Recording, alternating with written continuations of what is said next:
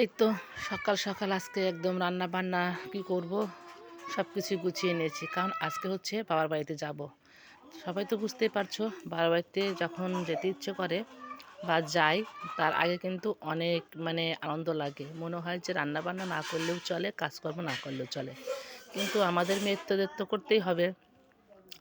তো অনেক সকালে উঠে কাজকর্ম সেরে রান্নাটা করে নিচ্ছিলাম, যেহেতু সোমবার আজকে নিরামিষ খাবার দাবার, তাই রাইসে করে ভাত বসিয়ে দিয়েছি। আর বাঁধাকপির ঘন্ট সাথে আলু ফুলকপি সিম দিয়ে ভাজি করব।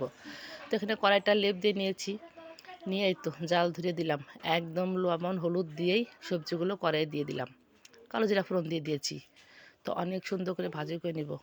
ভাবছিলাম যে একদম সিদ্ধ ভাত রান্না করে খেয়ে তারপর যাব, কিন্তু তা হলো না। ওর বাবা বলতেছে যে আমরা যেহেতু থাকবো, আমার জন্য কিছু রান্না করে রেখে যাও। তো যাই হোক, তাদের জন্য একটু হালকা পাতলা রান্না করলাম, যদিও ফ্রিজে মাছ ডাল সব কিছু রান্না করে রেখে দিয়েছি। তো আজকে যেহেতু তারা নিরামিষ খাবে, ওই জন্য একটু নিরামিষভাবে হালকা পাতলা রান্না বান্না করলাম। তো এই তো বাঁধাকপির ঘন্ট আর হচ্ছে আলু ছিম কপি দিয়ে ভাজি করলাম। তো ভাজিটা হয়ে গেছে, এখন হচ্ছে বাঁধাকপিটা রান্না করব। অনেক দিন পরই হচ্ছে বাঁধাকপির ঘন্ট খাচ্ছি। এর আগে একদিন না দুদিন খাওয়া হয়েছিল।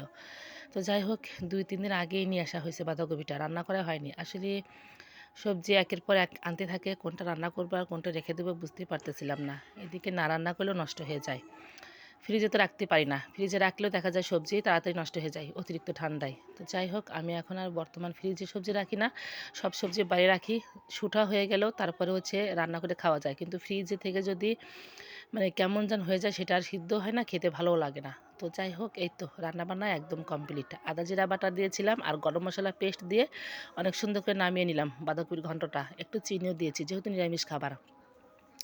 কালার দুটো কিন্তু অনেক সুন্দর হয়েছে, তাই না? তো এই তো রান্না বান্না করে রেখে দিলাম, তারপরে হচ্ছে যে যখন আসবে সবাইকে খেতে দিয়ে দেবো। আর এদিকে হচ্ছে এই তো বাসন কুসনগুলো তো গুছিয়ে রেখে যেতে হবে। আসলে বারবার যাওয়ার আগেও কাজ, আবার আসার পরেও অনেক কাজ। এক জায়গায় গেলে দেখা যায় সব কিছু গুছিয়ে গাছিয়ে রেখে তারপরে হচ্ছে যেতে হয়। এটা হচ্ছে আমাদের মেয়েদের নিত্যদিনের কাজ, যেখানে যাই না কেন। তো সব কিছু গুছিয়ে গাছিয়ে নিয়ে খাওয়া দাওয়া কমপ্লিট করে এই তো একদম মা মেয়ে বেরিয়ে পড়েছি।